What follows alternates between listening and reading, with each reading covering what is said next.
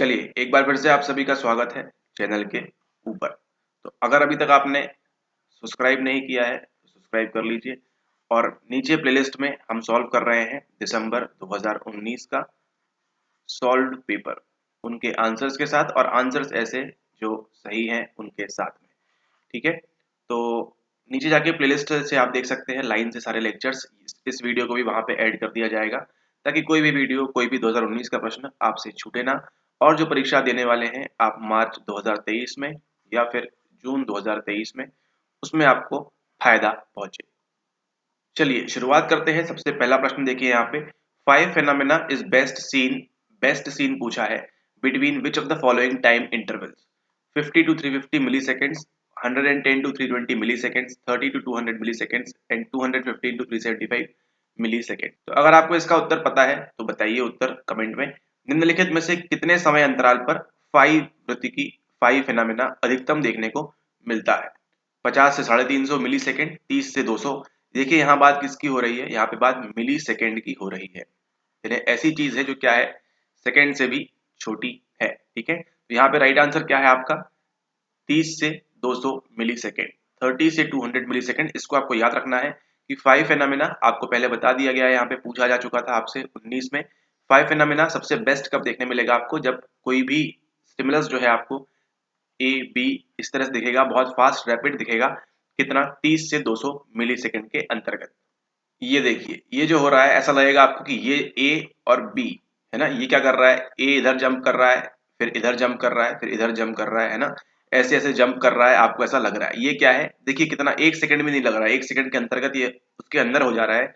Best scene तो कितना है ये है आपका 30 से 200 मिली सेकेंड। इस बात का आप ध्यान रखेंगे। ठीक है, कई बार ऐसा होता है कि आपको नेट परीक्षा के अंदर कुछ सवाल ऐसे फैक्चुअल पूछे जाएंगे, तो उनके लिए भी आपको तैयार रहना है। साथ ही साथ आपको हर्ट्ज कितना होता है, नैनोमीटर कितना होता है, वो सारी चीजें भी आपको बताई गई है लेक्चर्स के अंदर, तो उनको भी क्या रखना है, आपको याद रखना है। क्योंकि इस प्रकार के सवाल देखने मिलेंगे तो आपको आपको भी इतने समय से ज्यादा नहीं लगेगा उसको टिक करने के लिए।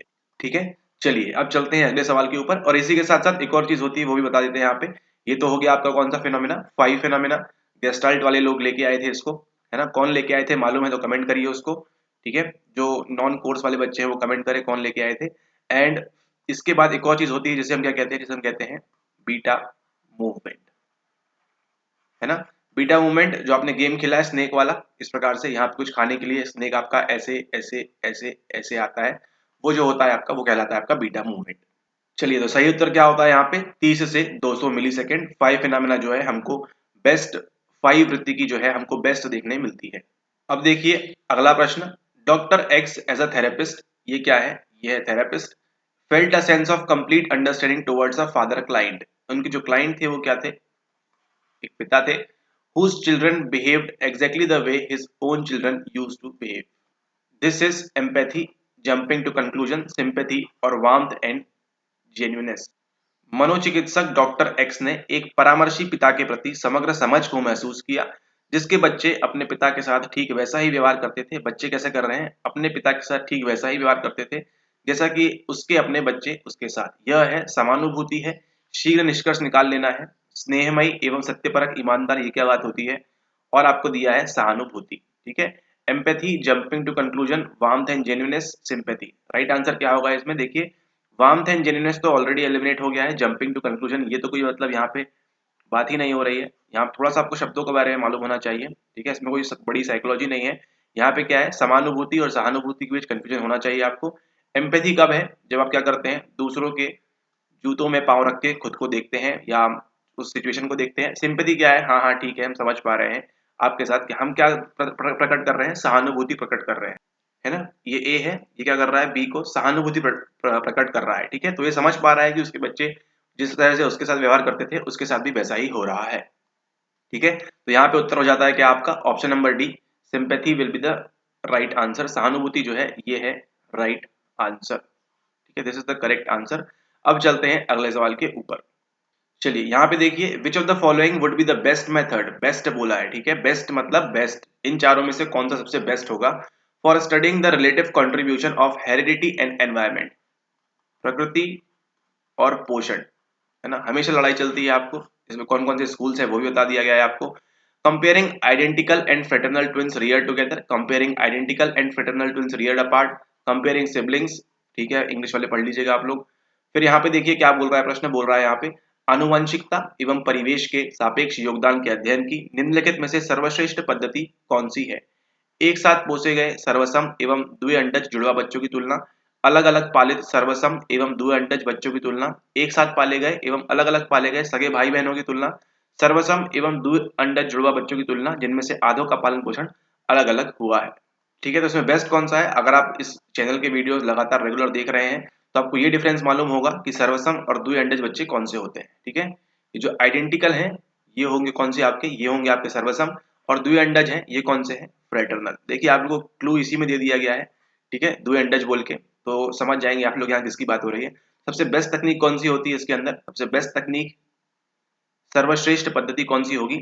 ऑप्शन नंबर 4 सर्वसम यानी आइडेंटिकल भी और द्विअंडज जुड़वा बच्चों की तुलना, है ना, फ्रेटर्नल की। मतलब हम आइडेंटिकल और फ्रेटर्नल की तुलना करेंगे हम कैसे में, जिनमें से आधों का पालन पोषण अलग अलग हुआ है। ठीक है, आधे आधे बच्चे कैसे हैं, एक अमेरिका में ले गए हैं उसको और एक को इंडिया में ही देख रहे हैं, और फिर क्या कर लेंगे, इनको हम देख लेंगे बाद में, है ना, क्योंकि क्या है उनका पालन पोषण अलग अलग हुआ है, यहाँ पे अलग से होगा, यहाँ पे अलग से होगा। ठीक है, तो ऑप्शन नंबर डी जो है वो यहाँ पे क्या होगा, राइट आंसर होगा। Comparing identical and fraternal twins half of whom have been reared apart। ठीक है, ऑप्शन नंबर 4 जो है इसका करेक्ट आंसर है। और आइडेंटिकल और फ्रेटर्नल ट्विंस के अंदर कोई दिक्कत है अगर, तो चैनल पर जाके डेवलपमेंट की सीरीज बनी हुई है, उस सीरीज को जाके देख लीजिए, आपको आइडेंटिकल, सर्वसम और द्विअंडज में कंफ्यूजन दूर हो जाएगा। अब चलते हैं हम अगले सवाल की ओर। चलिए ये देखिए अगला सवाल, विच of the following is the most common anti obesity hormone. निम्नलिखित में से सर्वाधिक प्रचलित मेदुरता प्रतिरोधक हार्मोन कौन सा है। ओबेसिटी क्या है आपका, ठीक है, पूछ रहा है कौन सा हार्मोन है, तो आपको बन जाएगा बड़े ही आसानी से, कोई बड़ा डिफिकल्ट सवाल नहीं है। ग्रेलिन नहीं है ये, ओरेक्सिन तो कहीं और होता है आपने देखा हुआ है, इंसुलिन भी कहीं और होता है, तो बचा आपके पास केवल लेप्टिन, और लेप्टिन के बारे में आप जानते भी हैं, है ना, कि ये क्या करता है, ये रोकता है ना। क्या पूछ रहा है यहाँ पे, मेदुरता प्रतिरोधक, यानी क्या करना है हमको, मेदुरता जो है हमारी ओबेसिटी है इसको क्या करना है, एंटी, है ना, इसको रोकने के लिए कौन सा हार्मोन आएगा हमारे पास, वो आएगा आपका लेप्टिन हार्मोन। ठीक है, तो लेप्टिन ही होगा इसका सही उत्तर, ओरेक्सिन नहीं है, ओरेक्सिन ए तो ग्रेलिन और इंसुलिन भी इसका उत्तर नहीं है। ठीक है, अब चलते हैं अगले सवाल की ओर। ये देखिए अगला सवाल, why has concrete experience and a reflective observation as dominant learning abilities views concrete situations from different viewpoints, has broad cultural interest and is imaginative and emotional, his experiential learning style is। Y नामक व्यक्ति में मूर्त अनुभव, मूर्त कौन से है, मूर्त कॉन्सेप्ट सुना है आपने, कॉन्क्रीट कॉन्सेप्ट, एब्स्ट्रैक्ट कॉन्सेप्ट, वहीं पे और अभिव्यक्तित्व निरीक्षण नामक प्रभावशाली अधिगम योग्यताएं हैं। वह मूर्त परिस्थितियों का विभिन्न दृष्टिकोणों से आकलन करता है, यानी कॉन्क्रीट एक्सपीरियंस जो है उनका क्या करता है, विभिन्न दृष्टिकोणों से आकलन करता है, उसमें बृहद सांस्कृतिक रुचियां हैं, है ना, ब्रॉड कल्चरल इंटरेस्ट है, तथा वह एक कल्पनाशील एवं संवेगात्मक व्यक्ति है।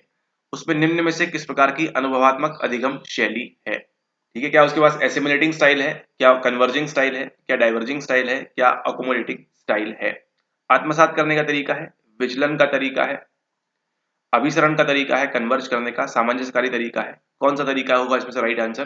राइट आंसर होगा इसमें आपका ऑप्शन नंबर 2 विचलन का तरीका, है ना, डाइवर्जिंग स्टाइल होगी इसके पास। अनुभवात्मक शैली कौन सी होगी, डाइवर्जिंग स्टाइल होगी।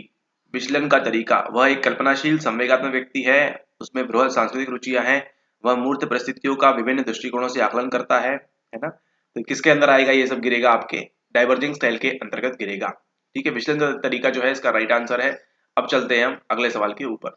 ये देखिए अगला सवाल, विच ऑफ द फॉलोइंग प्रॉब्लम, समस्या के समाधान की निम्नलिखित तकनीक में से ऐसी कौन सी तकनीक है जिसमें वर्तमान स्थिति एवं निर्धारित लक्ष्यों के बीच के फर्क का विश्लेषण शामिल रहता है, तदनंतर इस फर्क को दूर करने के लिए कुछ किया जाता है। प्रश्न को ध्यान से पढ़ेंगे उत्तर बन जाएगा।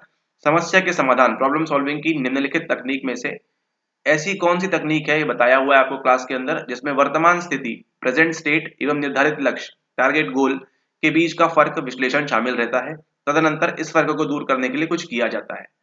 Which of the following problems answer देने का प्रयास करिए। Solving technique involves the analysis of difference between the current situation and desired set goal. Then doing something to reduce this difference किसके अंदर आएगा? क्या ये कोई heuristics है? क्या ये कोई सब गोल है? क्या ये brainstorming है? या फिर ये means and analysis है? क्या ये स्वतः शोध heuristic है क्या ये उपलक्ष्य है, सब गोल्स है, क्या ये साधन एवं समाधान है, क्या ये मस्तिष्क को झकझोरना है? क्या होगा इसका करेक्ट आंसर? करेक्ट आंसर है इसमें आपका साधन एवं समाधान, ठीक है ना, means and analysis, mean and analysis उसका राइट उत्तर है, साधन एवं समाधान। इसमें क्या करते हैं, आप यहाँ पे खड़े हैं, ठीक है, यहाँ पे खड़े हैं फ्रेश, यहाँ पे जाना है आपको नेट, तो क्या करते हैं आप बीच में unit 1, unit 2, unit 3, unit 4, unit 5, unit 6, unit 7, unit 8, unit 9, unit 10 करते करते करते करते आप कहाँ पहुँचते हैं, अपने फ्रेश से अपने गोल तक पहुँचते हैं। और इसमें मदद कौन करता है, मदद करते हैं आपके साइको प्रोफेसर। ओके, तो राइट आंसर क्या होगा इसका? राइट आंसर है इसमें आपका ऑप्शन नंबर 3, साधन एवं समाधान, मीन्स एंड एनालिसिस। ये ह्यूरिस्टिक्स जो होते हैं हमारे शॉर्टकट्स है, ब्रेनस्टॉर्मिंग की बात नहीं हो रही, ये करते हैं आप पेपर 1 के अंदर, और यहाँ पे कोई सब गोल्स की बात भी नहीं हो रही है। अब चलते हैं हम अगले सवाल के ऊपर। ये रहा आपके सामने अगला सवाल।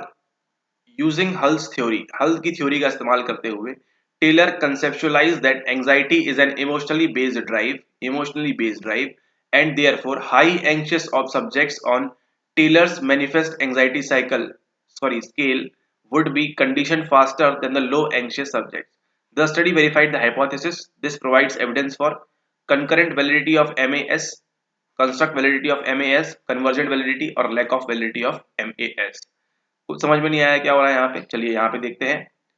यहाँ पे बोला जा रहा है हल के सिद्धांत का प्रयोग करते हुए टेलर नामक व्यक्ति ने यह अवधारणा प्रस्तुत की कि एक चिंता भावनात्मकता पर आधारित प्रवृत्ति है और इसलिए टेलर के मैनिफेस्ट एंजाइटी स्केल MAS यही है, ठीक है, मैनिफेस्ट एंजाइटी स्केल पर उच्च चिंता वाले प्रयोज्यों का अनुबंधन निम्न चिंता वाले प्रयोज्यों की अपेक्षा शीघ्र हो जाना चाहिए। इस अध्ययन से यह अवधारणा प्रभावित हुई। इसमें निम्नलिखित में से किसके प्रमाण उपलब्ध हुए हैं? ठीक है, क्या होगा? MAS की समवर्ती वैधता होगी, MAS की अभिसारक वैधता कन्वर्जेंट वाली, MAS की संप्रत्यय वैधता, MAS की वैधता की कमी। यहाँ पे क्या होगा राइट आंसर? राइट आंसर इसमें होगा आपका ऑप्शन नंबर 2, MAS की संप्रत्यय वैधता, यानी कि आपकी कंस्ट्रक्ट वैलिडिटी। 3 प्रकार की होती है आपकी, कंस्ट्रक्ट, आपकी कंकरेंट और ऊपर ऑप्शन में दी हुई है। अब चलते हैं नेक्स्ट सवाल की ओर। ये रहा आपके सामने अगला सवाल। Imaginal disputation by using the ability of client to imagine is a method of REBT, existential confrontation, mindfulness, gestalt therapy confrontation.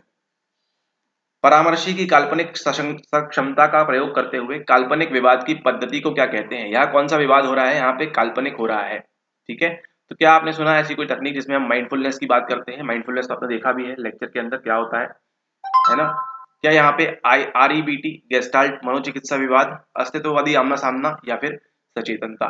क्या होगा इसका राइट आंसर? राइट आंसर इसका होगा ना तो ये माइंडफुलनेस है, एग्जिस्टेंशियल कन्फ्रंटेशन भी नहीं है, ये गेस्टाल्ट थेरेपी कन्फ्रंटेशन भी नहीं है। Right answer will be the REBT।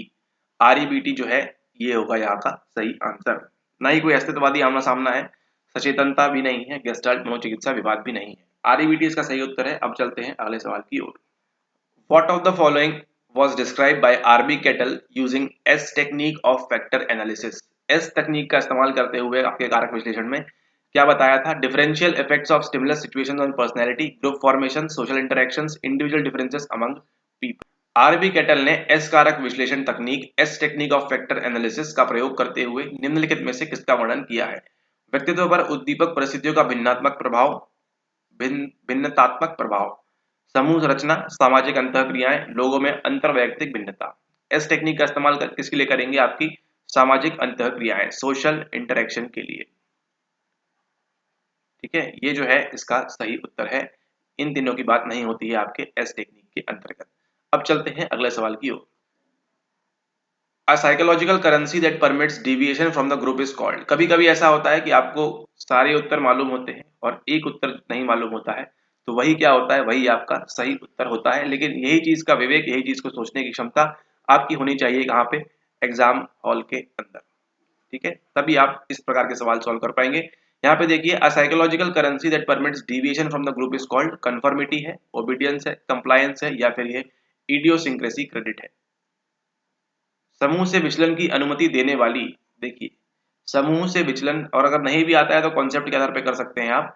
समूह से विचलन की अनुमति देने वाली मनोवैज्ञानिक करेंसी को क्या कहा जाता है? समूह से क्या करना है हमको? विचलन करना है। क्या ये अनुमोदन है? कंफर्मिटी है क्या ये? कंफर्मिटी नहीं है, कंफर्मिटी तो बल्कि हम समूह के साथ ही रहते हैं। आज्ञाकारिता नहीं, इसमें भी क्या करेंगे हम, समूह के साथ कि समूह ने कोई ऑर्डर किया उसी को हम मानेंगे। अनुवृत्ति आपका कंप्लायंस, देखिए आपको कंप्लायंस के लिए एक और शब्द मिल गया है, नोट कर लीजिएगा, कोर्स वाले बच्चे ध्यान रखिए इसका। कंप्लायंस अनुवृत्ति मिल गया है आपको, ठीक है, और यहाँ पे अनुमोदन भी मिल गया है आपको कन्फर्मिटी के लिए। आज्ञाकारिता आपकी सेम चल रही है, ठीक है।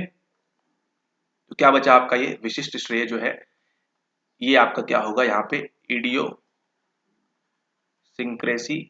क्रेडिट इसका राइट आंसर है। ये क्या करता है, विशिष्ट श्रेय जो है समूह से विचलन की अनुमति देने वाली मनोवैज्ञानिक करेंसी है, ठीक है, विशिष्ट श्रेय। अब चलते हैं अगले सवाल के ऊपर। In a newly developed adjustment inventory using yes/no format, there were some positively worded items, yes response indicating adjustment बता रहे थे वहां पे, and some negatively worded items, no response indicating adjustment, adjustment कर रहे हैं यहाँ पे। Test developers follow this practice to offset the effects of acquiescence, faking, random responding, socially desirable responding। हाँ नहीं फॉर्मेट का उपयोग करते हुए नव विकसित समायोजन प्रश्न सूची में कुछ सकारात्मक शब्द वाली मदें थी। हाँ प्रत्युत्तर समायोजन की सूचित करने वाले और कुछ नकारात्मक शब्द वाली मदें थी। नहीं प्रत्युत्तर समायोजन को सूचित करने वाले। परीक्षण रचयिता डेवलपर किसके प्रभाव का प्रतिकार ऑफसेट करने के लिए इस अभ्यास का अनुसरण करते हैं, अनुमनन करते हैं। यादृच्छिक अनुक्रिया प्रत्युत्तर, ढोंग करना, सामाजिक रूप में वांछित अनुक्रिया। क्या होगा इसका राइट आंसर आपका अनुमनन यानी कि acquiescence is the right answer. अनुमनन जो है इसका सही उत्तर होगा। अब चलते हैं अगले सवाल की ओर। अब ये समझने के लिए आपको कई सारी चीजें समझानी पड़ेगी अंदर की, है ना, तो उसका आप ध्यान रखें, समय की कमी। अब चलते हैं अगले सवाल के ऊपर। Which of the following is the explanation of Premack principle, ठीक है। प्रीमैक प्रिंसिपल को क्या एक्सप्लेन करता है, निम्नलिखित में से a primary reinforcement is thought of being related to an organism's survival, a secondary reinforcer acquires reinforcing value because of pairing with primary reinforcer, all responses are potential reinforcers, more frequently occurring activity can be used to reinforce the activity that occurs less often। ये देखिए उसी प्रकार का सवाल है, जब सब बन रहा है तो जो नहीं बन रहा है वो आपका उत्तर होता है। इसका आपको बस ध्यान रखना है अपने विवेक से।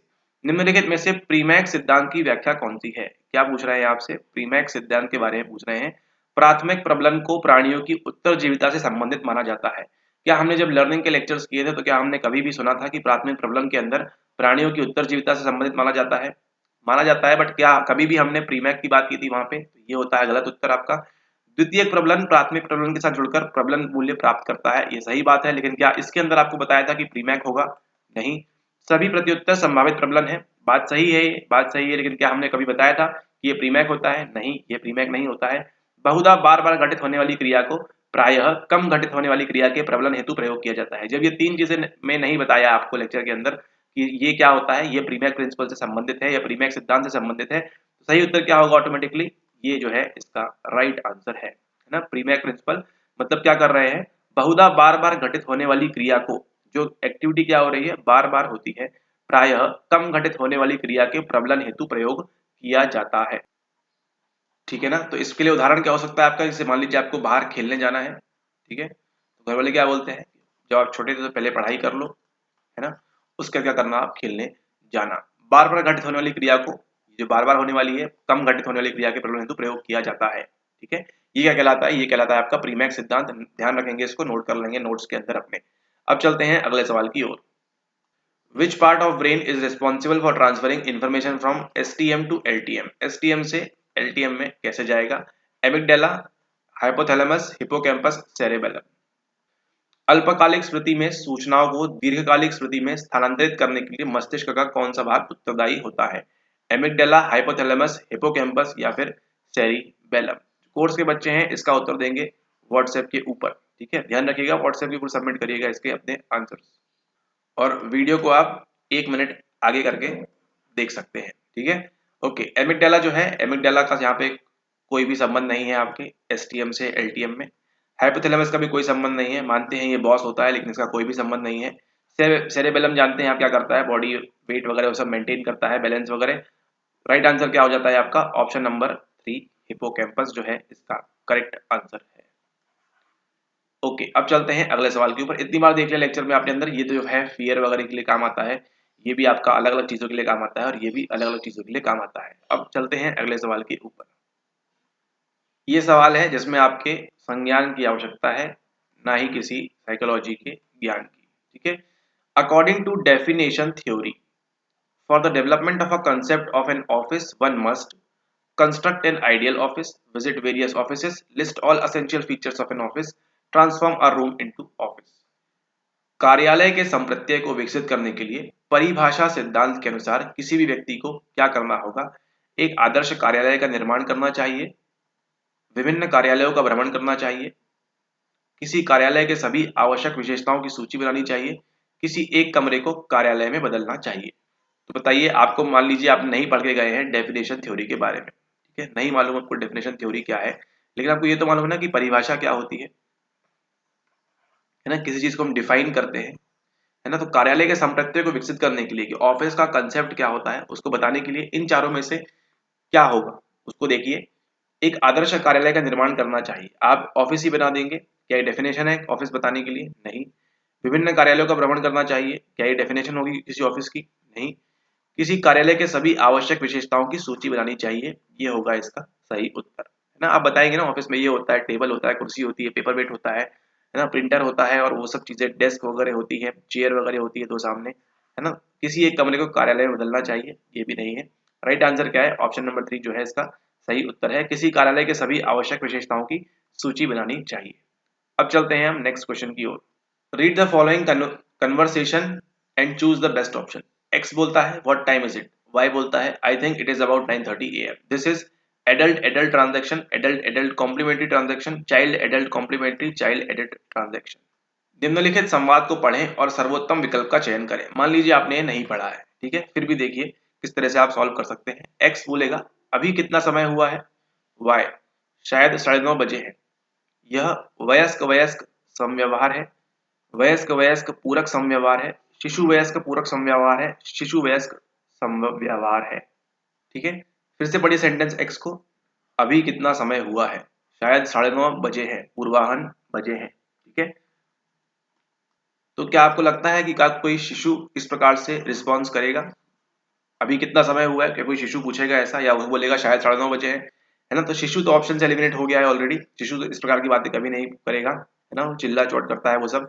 3 और 4 तो ऑलरेडी एलिमिनेट हो चुका है आपका, बचा क्या आपका 1 एंड 2। तो 50-50% प्रोबेबिलिटी है आपके आंसर सही होने की, तो एक तो अब आपको रिस्क लेना ही होगा अगर आपने नहीं पढ़ा है तो। इसका राइट आंसर क्या है? इसका राइट आंसर है आपका वयस्क वयस्क पूरक समव्यवहार है, यानी आपका एडल्ट एडल्ट कॉम्प्लीमेंट्री ट्रांजैक्शन। ठीक है, ओके। अब चलते हैं नेक्स्ट क्वेश्चन की ओर। ये आपके सामने अगला सवाल, feminist theory helped in dealing with gender inequality, understanding sexual preferences, human growth and development, gender issues. यहाँ पे ये पूछ रहे हैं कि आपका जो नारीवादी सिद्धांत है निम्न में से किसकी सहायता की? लिंग असमानता संबंधी व्यवहार, यौन अधिमानता को समझना, मानव वृद्धि और विकास, या फिर डी लैंगिक मुद्दे। बात कर रहे हैं किसकी? बात कर रहे हैं हम फेमिनिस्ट थ्योरी की। ये क्या बताती है हमको? ये बताती है हमको मानव वृद्धि और विकास के बारे में, ह्यूमन ग्रोथ एंड डेवलपमेंट इसका करेक्ट आंसर होगा। ठीक है, अब चलते हैं हम अगले सवाल की ओर। अगला सवाल देखिए क्या बोलता है, which of the following is excluded from Berkowitz frustration aggression hypothesis. Frustration always leads to aggression. Social rules may inhibit aggression. Frustration may result in another behavior than aggression. Cognitive factors can overside aggression. यहाँ पे पूछ रहे हैं निम्नलिखित में से बर्कोविट्स का नैराशय आक्रामक, नैराशय देखिए फ्रस्ट्रेशन को क्या बोल रहे हैं, वो फ्रस्ट्रेशन को बोल रहे हैं नैराशय आक्रामक प्राकलन हाइपोथेसिस में क्या अपवर्जित है ना, किसको एक्सक्लूड किया है, क्या अपवर्जित है, ये पूछ रहे हैं। मतलब क्या नहीं होता है वर्जित, यानी कि निराशा हमेशा आक्रामकता की ओर प्रवृत्त करती है, सामाजिक नियम आक्रामकता का अवरोध कर सकते हैं, निराशा आक्रामकता की अपेक्षा किस अन्य व्यवहार को जन्म दे सकती है, संज्ञानात्मक तथा तथ्य आक्रामकता को दरकिनार कर सकते हैं। शुरुआत देखिए होती है इसकी 1939 में, जब आपके लिए D&M डॉलर एंड मिरर आपके लिए लेके आते हैं क्या, FA हाइपोथेसिस, यानी कि आपका निराशय आक्रामक प्राकलन लेके आते हैं। फिर इसको करते हैं कौन, आपके नील मिलर 1941 में थोड़े से बदलाव करते हैं, और फिर आपके लियोनार्ड बर्कोविट्स, ठीक है, इसमें और चेंजेस करते हैं, और उन्हीं की थ्योरी के बारे में आपका 1969 में तो, और उन्हीं की थ्योरी के बारे में यहाँ से पूछा हुआ है। इसका सही उत्तर क्या है, क्या अपवर्जित है? अकॉर्डिंग टू बर्कोविट्स निराशा हमेशा आक्रामकता की ओर प्रवृत्त करती है। Frustration always leads to aggression. ठीक है, तो ऑप्शन नंबर 1 जो है ए है इसका राइट आंसर होगा, frustration always leads to aggression. ठीक है, अब ये देखिए अगला सवाल, 11 rural, 11 semi urban and 11 urban students were thoroughly interviewed and they were ranked using a pooled sample of n is equals to 33 for their communication skills. Which one of the following statistical technique would be appropriate to explore group-wise difference in communication skills? Friedman's test, Kruskal-Wallis H test, rank difference correlation, one-way ANOVA for independent sample. 11 ग्रामीण, 11 अर्ध शहरी और 11 शहरी छात्रों का पूर्ण रूप में साक्षात्कार लिया गया। उन्हें उनकी संप्रेषण कौशल के लिए 33 की संख्या के समाहित नमूने के आधार पर n कितना है, 33 है, क्रमवार रैंकिंग में रखा गया। निम्नलिखित में से संप्रेषण कौशल में समूहवार अंतर का पता लगाने के लिए यहीं पे क्वेश्चन घुमा दिया गया है, किस सांख्यिकी तकनीक का प्रयोग किया जा सकता है? क्या फ्रीडमैन टेस्ट का, क्या क्रूस्काल-वालिस एच टेस्ट का, क्या रैंक डिफरेंस कोरिलेशन का, या फिर स्वतंत्र प्रतिदर्श हेतु वन वे अनोवा? यहाँ पे किसका इस्तेमाल करेंगे? हम इस्तेमाल करेंगे आपके क्रूस्काल-वालिस क्रूस्काल-वालिस एच टेस्ट का। ठीक है, उसके आधार पे हम पता लगाएंगे समूहवार अंतर का। ठीक है, तो ये होता है ऑप्शन नंबर बी जो है इसका करेक्ट आंसर है। अब चलते हैं हम नेक्स्ट सवाल की ओर। अब ये देखिए ये सवाल यहाँ पे, द बाइपोलर एडजेक्टिव्स रिपीट हुआ है आपके 21 में, है ना, आपको बताया हुआ यहाँ पे कैसे क्या निकालते हैं ओएसडी के बारे में। ऑसगुड की अर्थ तत्व सिमेंटिक विभेदीय में द्विध्रुवी विशेषण मापनी तीव्र धीमा का संबंध किससे होगा? अगर वो लेक्चर देखे हैं तो आसानी से बन जाएंगे। क्या होगा इसका right answer? Activity factor. The bipolar adjective scale fast slow किसके अंदर आता है? In Osgood semantic differential scale would belong to, किस किसने निकाला था? ऑसगुड, एक और कोई था, और कौन था? Tannenbaum. Evaluative factor, general factor, potency factor, activity factor. ये क्या बात हुई? जनरल फैक्टर क्या है? ये तो होता ही नहीं है। क्या क्या होता है उसके अंदर? ईपीए होता है, इवेल्युएटिव, पोटेंसी और एक्टिविटी। और आपका जो फास्ट एंड स्लो है यहाँ पे तीव्र और धीमा है, या फिर मंद और धीमा हो सकता है, मतलब तीव्र और मंद, वो किसके अंदर गिरेगा? आपके एक्टिविटी फैक्टर के अंतर्गत। यहाँ देखिए कौन कौन से कारक दिए हैं आपको, ये दिए हैं मूल्यांकित कारक, शक्त कारक, संक्रिया कारक, या फिर सामान्य कारक। सामान्य कारक तो आपका होता ही नहीं है इसके अंदर, मूल्यांकित भी नहीं होता है, शक्त भी नहीं होता है, मतलब होता है लेकिन इसका उत्तर नहीं है। संक्रिया कारक जो है इसका सही उत्तर होगा संक्रिया कारक, यानी कि एक्टिविटी फैक्टर जो है आपका ये बताएगा तीव्र धीमा का संबंध होता है। ठीक है, तो बहुत जल्द ही जून 2023 बैच के लिए हम स्टार्ट करने वाले हैं यूनिट 3। तो यूनिट 3 अगर आप ज्वाइन करना चाहते हैं तो कर सकते हैं, ऑलवेज वेलकम। अब चलते हैं हम अगले सवाल की ओर। ये देखिए अगला सवाल बताता है आप पेपर 1 की तैयारी किस प्रकार से कर रहे हैं। इन कोटा सैंपलिंग की बात हो रही है। The probability of each element of population being included in sample is equal to sampling fraction, can be specified, cannot be specified in advance, is 1 upon k where k is the number of strata। यहाँ क्या बोल रहे हैं? यहाँ पे ये बोल रहे हैं कोटा प्रतिदर्श यानी कोटा सैंपलिंग में जनसंख्या के प्रत्येक तत्व के समाहित होने की संभावना, तत्व नहीं बोलिए यहाँ, एलिमेंट, ठीक है, मतलब ये पूरी जनसंख्या है तो प्रत्येक एक एक व्यक्ति क्या हो सकता है, इसमें समाहित हो सकता है, इसकी संभावना क्या होती है, ऐसा पूछ रहे हैं। प्रतिदर्श ग्रहण सैंपलिंग भिन्न के समान होती है, अग्रिम रूप में निर्धारित की जा सकती है, अग्रिम रूप में निर्धारित नहीं की जा सकती है, 1 अपॉन के होती है जहाँ के श्रेणियों स्ट्रेटा की संख्या है। क्या होगा इसका सही उत्तर? गेस करिए जरा सा। सही उत्तर है आपका ऑप्शन नंबर 3, अग्रिम रूप से निर्धारित नहीं की जा सकती है। कोटा सैंपलिंग में आप पहले से डिफाइन मतलब बता नहीं सकते हैं कि अग्रिम रूप से, ठीक है, की संभावना होगी या नहीं होगी। और बाकी आप लोग पेपर 1 पढ़ते हैं तो आप लोग को ज्यादा मालूम होगा। ठीक है, तो इसका आंसर है ऑप्शन नंबर 3, अग्रिम रूप से निर्धारित नहीं की जा सकती है। अब चलते हैं अगले सवाल के ऊपर। Which of the following schools of Buddhism focuses on collective freedom from suffering and feeling the ways of enlightenment? Nirvana, Theravada Buddhism, Vajrayana Buddhism and Mahayana Buddhism. बौद्ध मत की कौन सी शाखा का केंद्रीकरण पूछ रहे हैं यहाँ पे? दुख से सामूहिक स्वतंत्रता एवं प्रबोधन मार्गों की संवेदना पर होता है। थेरावाड़ा, वज्रयान, महायान और निर्वाण। क्या होगा इसका सही उत्तर? सही उत्तर है इसका आपका option number C, Mahayana Buddhism, Mahayana बौद्ध मत। ठीक है, ओके, अब चलते हैं अगले सवाल की ओर। The 3 psychologist who illustrated the diversity of approaches to functional psychology at Columbia were, इनमें से कौन थे? पूछ रहे हैं आपसे कौन कौन साइकोलॉजिस्ट थे जो जिन्होंने बताया किसके बारे में? कोलंबिया में कार्यात्मक मनोविज्ञान, फंक्शनल मनोविज्ञान के विभिन्न दृष्टिकोणों की जिन जिन मनोवैज्ञानिकों ने व्याख्या की थी वे कौन थे? वो थे आपके option number 4, James McKeen Cattell, E.L. Thorndike एवं R.S. वुडवर्थ। ठीक है, केटल जेम्स वाले जो हैं वो R.B. केटल नहीं, ध्यान रखिएगा, E.L. थॉर्नडाइक और R.S. वुडवर्थ। अब चलते हैं नेक्स्ट सवाल की ओर। अगला सवाल देखिए, which one of the following statement is true regarding the relationship of test length, test की लंबाई विथ रिलायबिलिटी एंड वैलिडिटी के साथ में।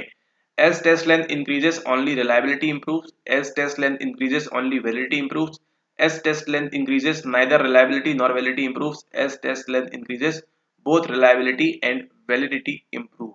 यहाँ ये पूछ रहे हैं कि परीक्षण की लंबाई का विश्वसनीयता तथा वैधता से संबंध स्थापित करने वाला निम्नलिखित में से कौन सा कथन सत्य है।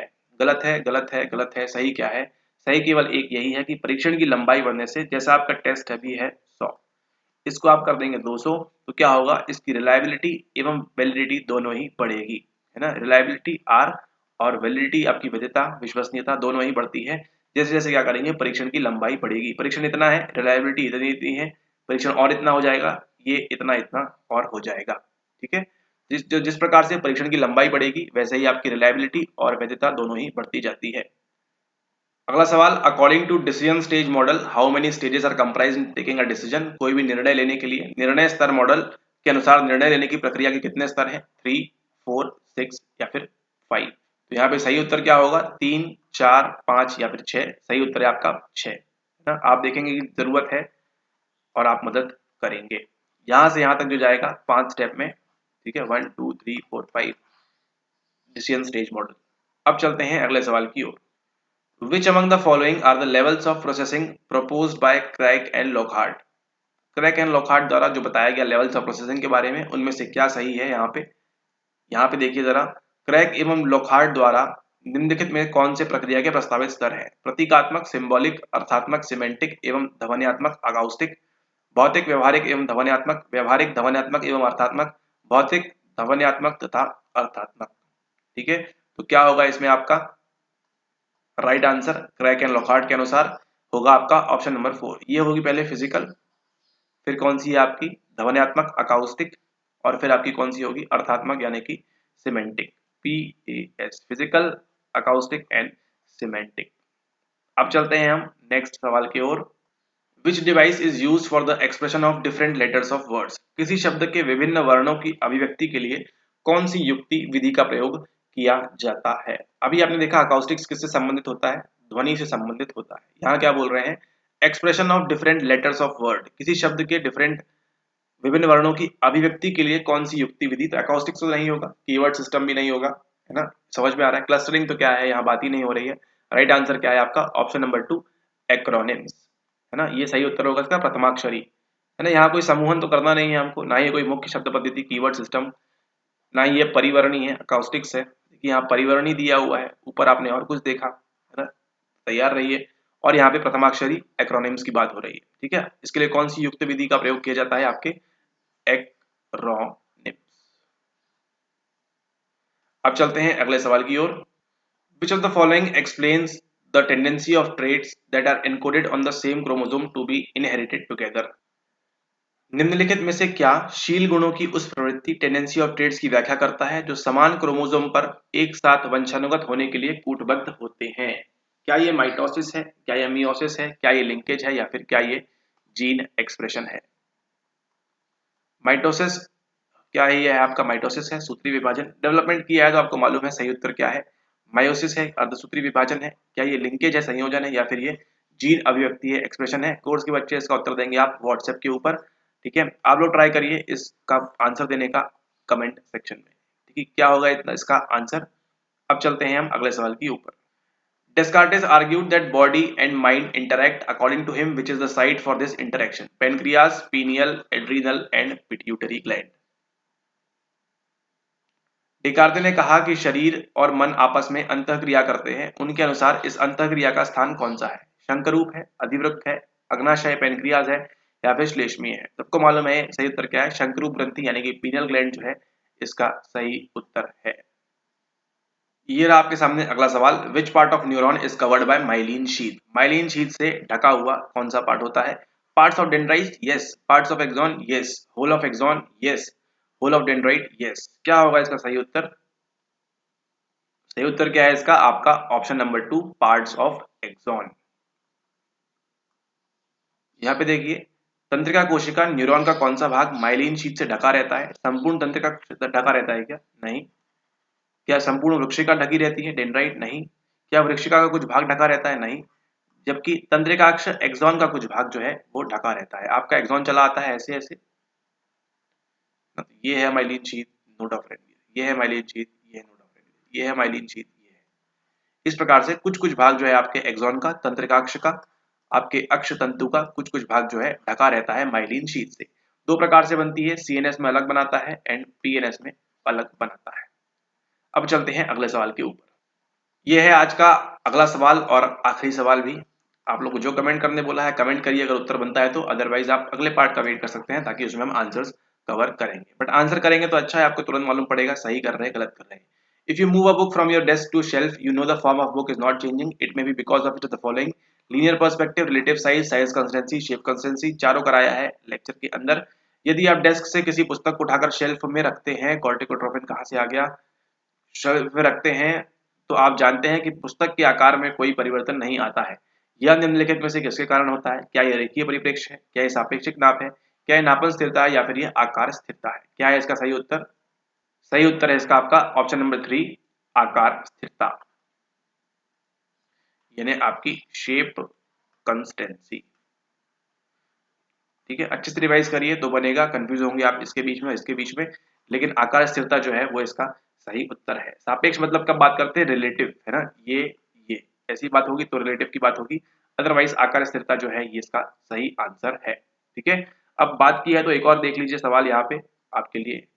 ये बोल रहा है बेटा endorphin is mobilized from pituitary gland during stress in approximately same quantities as adrenocorticotropic hormone, corticotropin releasing factor, epinephrine and dopamine. अगर आपको यहाँ देखिए क्या बोल रहा है, तनाव की स्थिति में श्लेष्मीय ग्रंथि पिट्यूटरी ग्लैंड से निकलने वाला बीटा एंडोर्फिन लगभग उसी मात्रा में निकलता है जितनी मात्रा में निम्नलिखित में से निकलता है। ठीक है, मतलब क्या है, इन चारों में से कोई एक चीज निकलती है, उसी के साथ साथ क्या होता है आपका बीटा एंडोर्फिन भी उसी मात्रा में लगभग निकलता है। ठीक है, तो हो सकता है सवाल देखने मिल जाए 23 में कि बीटा एंडोर्फिन कहाँ से निकलता है, तो आपको मालूम होना चाहिए कहाँ से निकलेगा। आपको मालूम है डोपामीन जो है ये नहीं निकलता है आपके पिट्यूटरी से, एपिनेफ्राइन भी नहीं निकलता है आपके पिट्यूटरी से, ये भी नहीं निकलता है, बल्कि ये तो हाइपोथैलेमस से निकलता है ना। और ये जो है ये कहाँ से निकलता है आपके, ये निकलता है आपके पिट्यूटरी ग्रंथि यानी कि आपकी श्लेष्मीय ग्रंथि से निकलता है, यानी कि आपके पीयूष ग्रंथि से निकलता है। ठीक है, पीयूष ग्रंथि, श्लेष्मीय ग्रंथि और पिट्यूटरी ग्लैंड एक ही बात है। तो एड्रेनोकॉर्टिकोट्रोपिक हार्मोन कहाँ से निकलता है? आपकी पिट्यूटरी ग्लैंड से निकलता है। उसी के साथ साथ ये भी आपको मालूम है, ये भी आपको मालूम है और ये भी आपको मालूम है कि ये सब कहाँ कहाँ से निकलता है। ठीक है, ओके, तो thanks for watching the video. इस वीडियो के लिए इतना ही, वीडियो को समाप्त करते हैं यहाँ पे। अगले वीडियो में मिलेंगे तो बात करेंगे हम इसके आगे। दिसंबर 2019 का हम सॉल्व कर रहे हैं पेपर। इसके पहले भी 2 वीडियो ऑलरेडी आ चुके हैं, तो अगर प्लेलिस्ट में जाके देखिए उनको, नीचे प्लेलिस्ट की लिंक मिल जाएगी आपको, या फिर आप प्लेलिस्ट बटन पे जाके वहाँ पे भी आप उसको देख सकते हैं वहाँ से भी। ठीक है, ओके, और चैनल पे पहली बार देख रहे हैं तो सब्सक्राइब कर दीजिए चैनल को और लाइक कर दीजिए और शेयर कर दीजिए अपने फ्रेंड्स के साथ में। ठीक है, ऑल द बेस्ट आप सभी को। और हमारे कुछ कोर्सेज भी चलते हैं, चुनिंदा कोर्सेज चलते हैं, तो अगर आप उनको ज्वाइन करना चाहते हैं तो नीचे दिए गए व्हाट्सएप नंबर के ऊपर आप संपर्क कर सकते हैं, क्योंकि कुछ लोगों को जानकारी नहीं होती है इसलिए बोलना ये जरूरी हो जाता है वीडियो के अंत में। ठीक है, ज्वाइन करना है कर सकते हैं जून 2023 के लिए। ठीक है, और जल्द से जल्द अपना सर्टिफिकेट लेके जा सकते हैं। All right, thank you very much and have a nice day.